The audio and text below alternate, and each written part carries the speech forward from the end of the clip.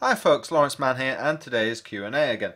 This time the question has come in from Boomer. This question's a little different. It's not so much one standard question, but Boomer is a student at, I'm just going to pull this up here, Kenowa Hills Public School. Boomer's writing a report and has asked a few questions, so yep, we're going to go ahead and answer these. Nice and quickly. Boomer has asked, what is your profession?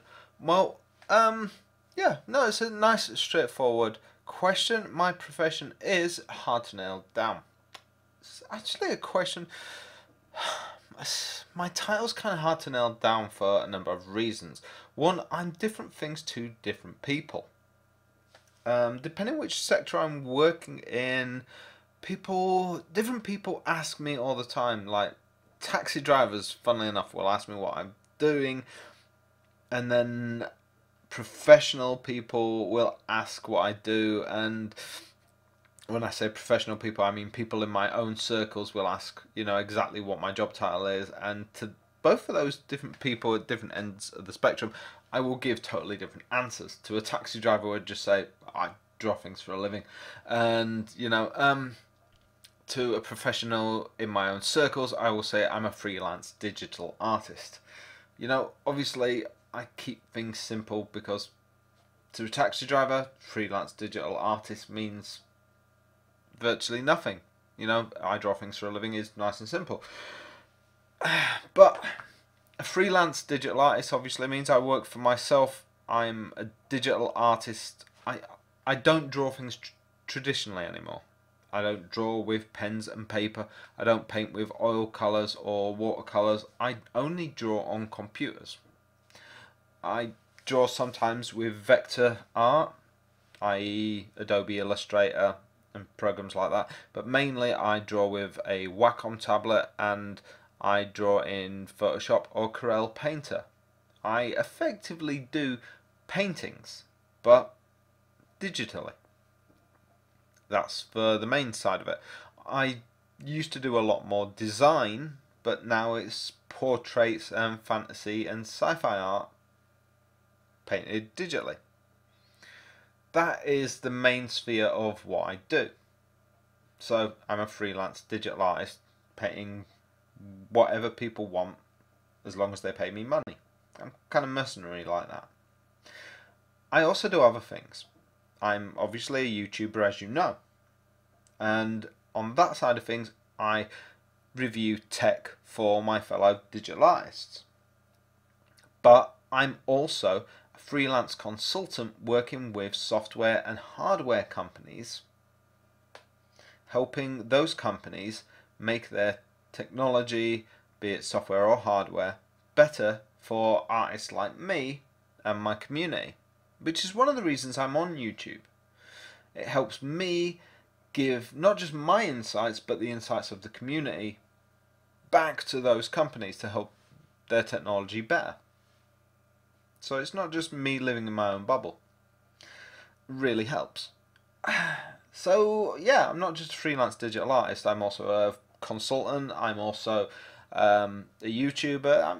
I'm many things, and it does get really complex. So when you ask what is my profession, yeah, I do a few different things, So, yeah, sorry, that's a bit of a weird answer.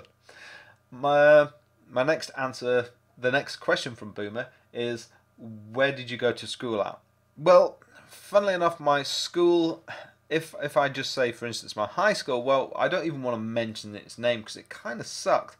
My high school was actually closed down and merged with another high school. Why? Because it was actually one of the worst high schools in Britain. Yeah. Last I heard, it was now a dance academy. I don't even want to go into, any details about it. However, one of the things about it was I did have some good teachers while I was there. Now, if we forget my high school for a minute, my college was absolutely fantastic. I actually found this the other day. I'm going to be doing a series of videos all about university, and my old art college and looking at that, and also, is it worth having going to university? Is it worth having a degree? Is it worth, you know, having an education in art? You know, an education, further education like university, costs a lot of money these days. So I'm going to be doing a series of videos about that. And I stumbled across this. That's my my college swipe card to get into the building. Wow. Yeah, I found that. So let me just get this on my computer so I can see what you're seeing. That is me from 1996. There you go. I don't look that different. Sans beard, obviously. So that's me, kind of slightly thinner faced, from 1996. So you're talking over 20 years ago, easily. Yeah.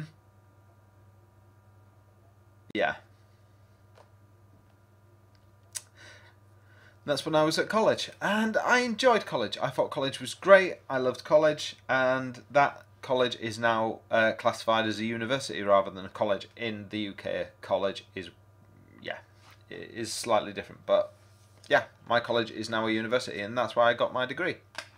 And I loved it to bits, and I'm going to be going back there. Whoops!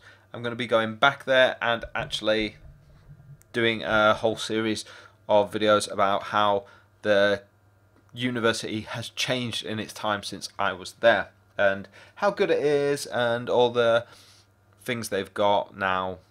You know, all the things that make an education in art worth having, and whether it's worth, you know, going down that path for you or not. So that's very, very cool. Next question from Boomer is, how did you get into traditional and digital art? Well, see, I never got into it. I just never got into anything else. I don't believe that you do get into art. I think all kids are into art. I just think that, you know, all kids draw. It's just the fact that some kids get into other things. Some kids get more into football, some kids get more into reading, some kids get drawn into science, and some kids get drawn into, yeah, multiple different things. But I just didn't. You know, I enjoy science, I enjoy reading, I enjoy all these other things, but I just never stopped drawing like most kids do. And when you stop drawing, you begin to get rubbish at it. When you stop drawing, like any skill, you just, the ability fades away. And I didn't stop drawing. I pushed myself to get better at it. So yeah, you know, you keep doing something, you get better at it. So that's what I did. And you know, I can say, yeah, I went to college and university for it. But I think realistically, when you go to further education, it's more about the people you surround yourself with than, you know, learning from educators in that sense, maybe. So I don't think there is naturally any getting into it. However, I will say that I went into my further education at a time between traditional and digital art. Digital art was only just becoming digital art when even the tutors weren't sure what was going on. Most digital art was still kind of, we were still bumping around and learning about it. You know, the tutors didn't really know how to use things like Photoshop. The students didn't know really how to use it. We were still learning, all of us together. You know, there were no real courses on it. Everybody was just getting, you know, Photoshop for Dummies, and yeah, the tutors weren't up on it. They were like, open a file and have fun. So yeah, we were all just experimenting at the time. It was just about how much time you put in and learn it. So for me, I just never stopped. I just kept working and working and working at it.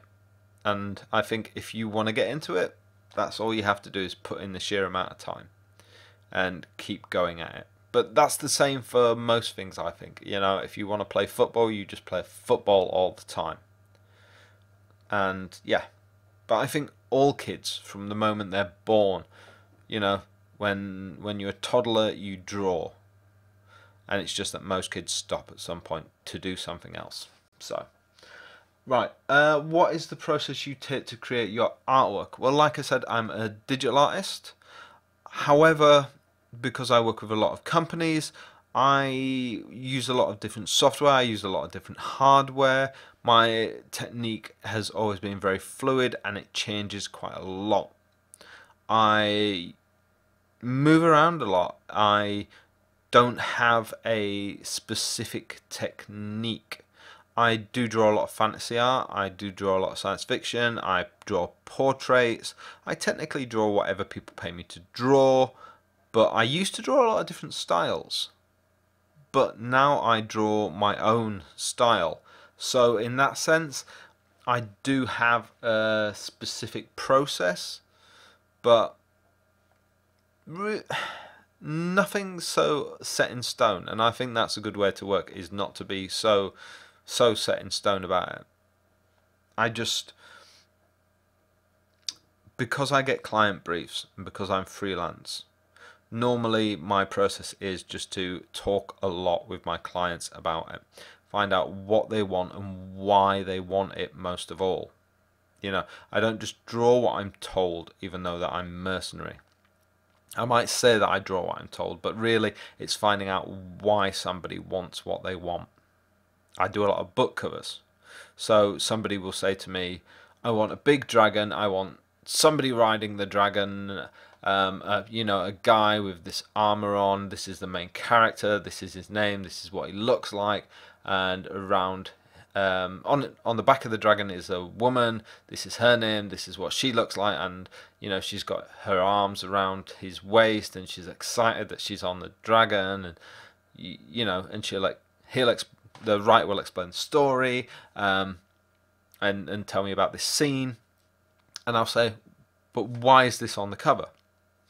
And then it'll be a case of, well, why is this the best scene for the cover?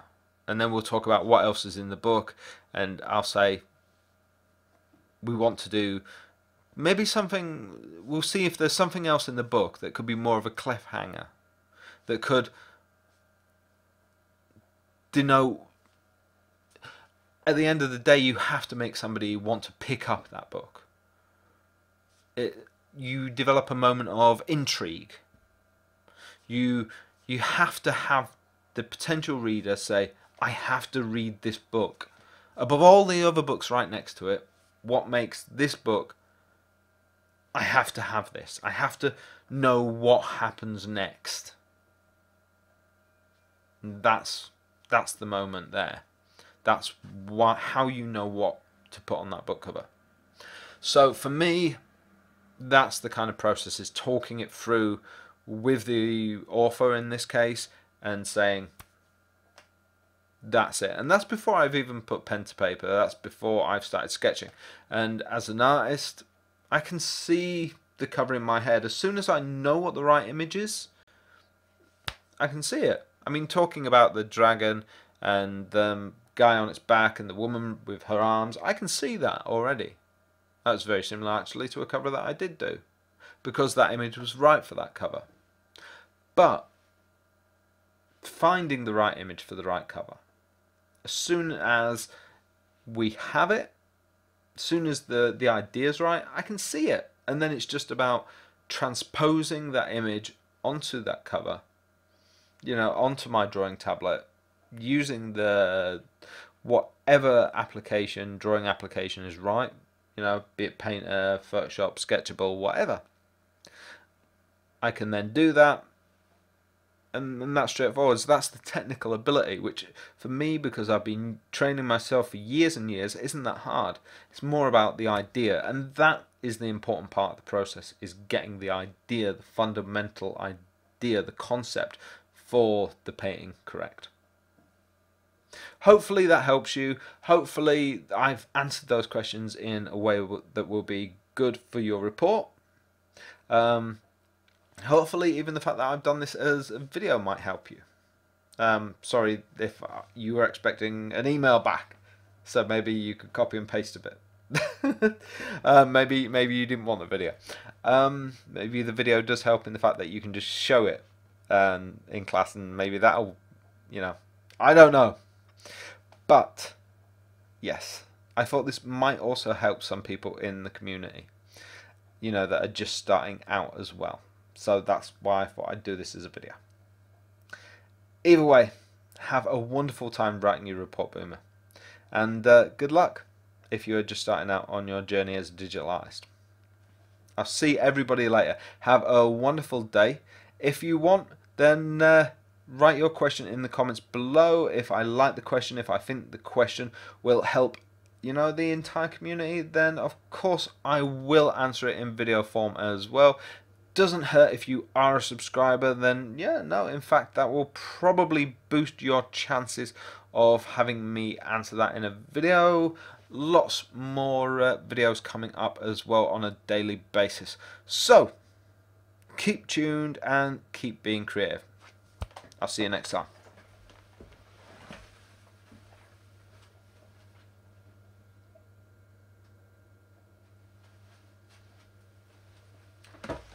Today I have to turn it off via this side because I haven't got the screen thing up. Sorry. Kind of ruins my disappearing out of shot like I do on the daily videos now. Next time.